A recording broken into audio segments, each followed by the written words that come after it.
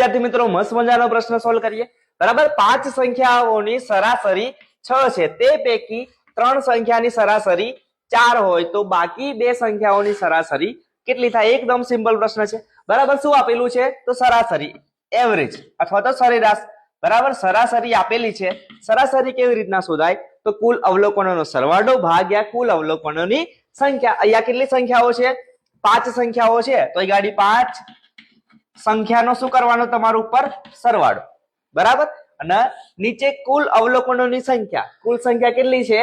5. તો અહીંયા નીચે લખી દઈએ 5. અને સરાસરી કેટલી છે? 6. તો આની જગ્યાએ 6 લખાય કે ના લખાય? લખાય. આ નીચે 5 ભાગાકારમાં છે, આવી બાજુ આવે તો ગુણાકારમાં.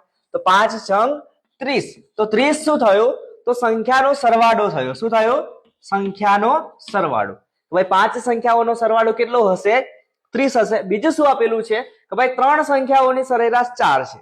બરાબર, અહીંયા ખાલી તમે 3 સંખ્યાઓનો સરવાળો કરો અને એની સરેરાશ કેટલી નીકળે છે? 4. તો ડાયરેક્ટ આવી રીતના કરીને ગુણાકાર કરી દઈએ તો 3 ચોક કેટલા થશે? 12. તો એમનો જે 3 સંખ્યાઓનો સરવાળો છે એ કેટલો થશે તમારો? 12. તો 30 માંથી 12 આપણે કાઢી દઈએ તો કેટલા આવશે? એ ગાડી 2 10 8 અને 1 18. તો 3 સંખ્યાનો આપણે સરવાળો બાદ કર્યો તો કેટલા વધ્યા? 18. આ 18 શું વધ્યો? તો 3 સંખ્યા આવી ગઈ, બાકીની જે 2 સંખ્યા વધી એમનો સરવાળો કેટલો છે? 18. હવે આમની સરાસરી શોધવી છે તો અવલોકનોની સંખ્યાનો સરવાળો ભાગ્યા અવલોકનની સંખ્યા. તો 2 સંખ્યાનો સરવાળો કેટલો છે? 18 ભાગ્યા કેટલી સંખ્યા છે? 2.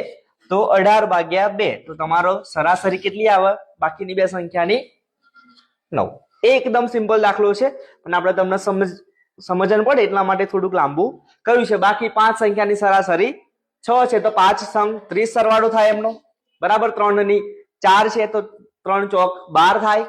બરાબર, આના તમે માઇનસ કરો તો તમને કેટલા મળશે? 18. 2 સંખ્યાને આપણો સરવાળો, અને એની સરાસરી શોધો તો ભાગ્યા 2 કરી દો. 9 તમારો જવાબ. એકદમ સિમ્પલ દાખલો છે. આવો એકાદ પ્રશ્ન પણ તમને ટેટ 1 માં જોવા મળવાનો છે મિત્રો. તો સરસ મજાનું ગણિત શીખવા મારી સાથે જોડાયેલા રહો અને તમારા મિત્રો કે જે ટેટ 1 ની તૈયારી કરે છે અમને વિડીયો મોકલી આપો. Thank you.